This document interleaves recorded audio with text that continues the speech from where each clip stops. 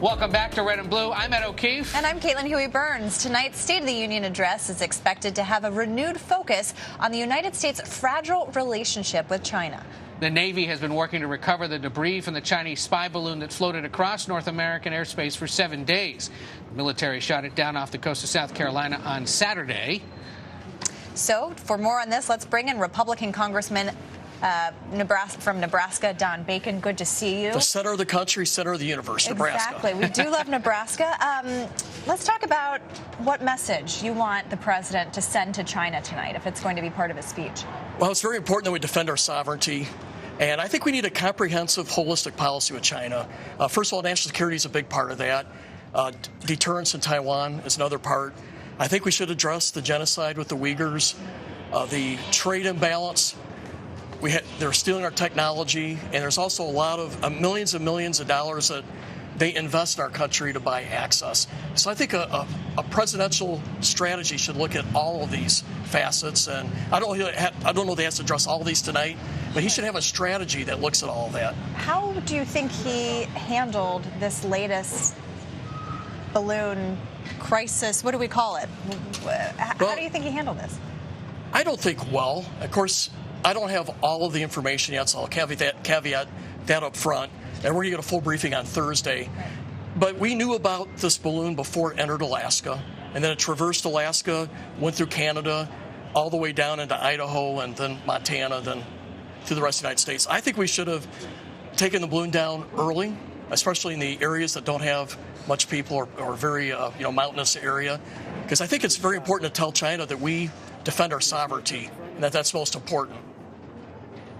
The whole argument through the course of those 7 days was shoot it down over land. It could potentially, I mean, it was the size of 3 school buses, apparently. Right. Could have potentially caused catastrophic damage. Shooting it down in the water allegedly gives them a better look at it, at least after the fact. I imagine this will become a big issue for the Armed Services Committee going forward. We will look at it. We're going to get a full briefing on Thursday where we'll get a little more information. But we had opportunities to shoot it down over Alaska and some areas that had no population there. And we don't know exactly yet. Maybe our intelligence knows and they'll brief us. What were they actually collecting? Was it doing real-time communications back to China via satellite? Some of the stuff will be useful to know in analyzing whether we did the right thing or not. This idea that they didn't know that this had happened during the Trump administration until recently. Right. Have you seen yet an explanation as to how that could have been? Was it in that UFO report that came from the Pentagon that finally clarified what it was? Or? There was some speculation that may have been identified as such. But at the time, we did not know that was a balloon. So when the military said it's happened 3 times under President Trump, the inference was President Trump didn't do anything or the military didn't do anything at that time. So why are you mad now? Well, at the time, the military didn't even know that there were balloons flying over Hawaii, Guam, southern Florida. Yeah. It was actually getting intelligence after the fact, which you can read between the lines. We figured out from our intelligence sources in China that they had done this after the fact. So we didn't know it at the time. So it's really sort of unfair to blame the previous administration for not acting. Part of the reason we wanted you to join us this evening, and we're glad that you did, is because you're one of those Republicans now that sort of sits in the middle of this chamber, if you will, at least ideologically. I read an interesting article in the Washington Post yesterday that suggests you are the Republican Joe Manchin.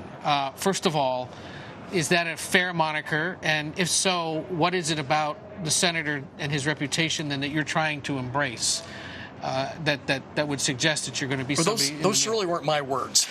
I noticed that, which is why I'm curious if you agree with the description. I do believe I'm a conservative. I believe in having a common sense, honest approach. I have my own moral compass, and I'm an American first. I served my country 30 years in the Air Force, and so I don't want to be a party person first if it doesn't make sense, if the policy doesn't align right. So, for example, I supported infrastructure. I thought that was an important bill for us to pass, important for our country. So I try to do the right thing, though I ideologically align as a conservative.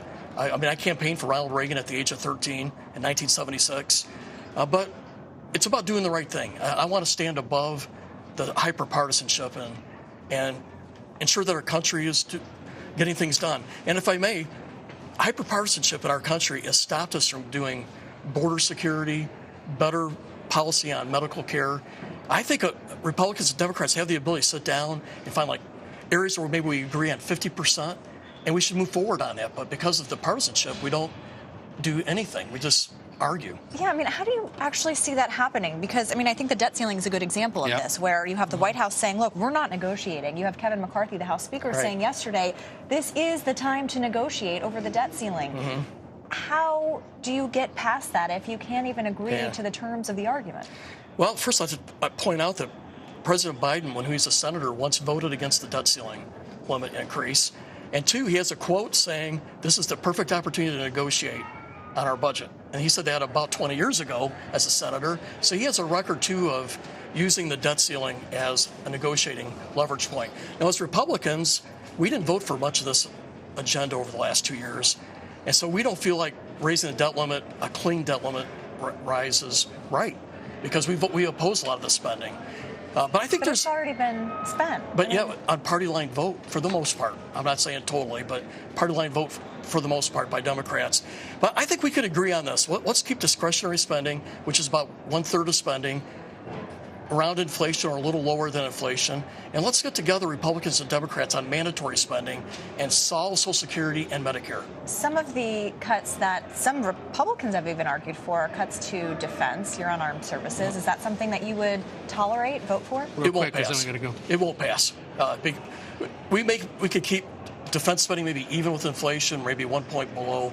But beyond that, I don't think any more drastic cuts would happen. All right. Well, we will stay tuned. Yeah. Good to see you. Thanks for being here.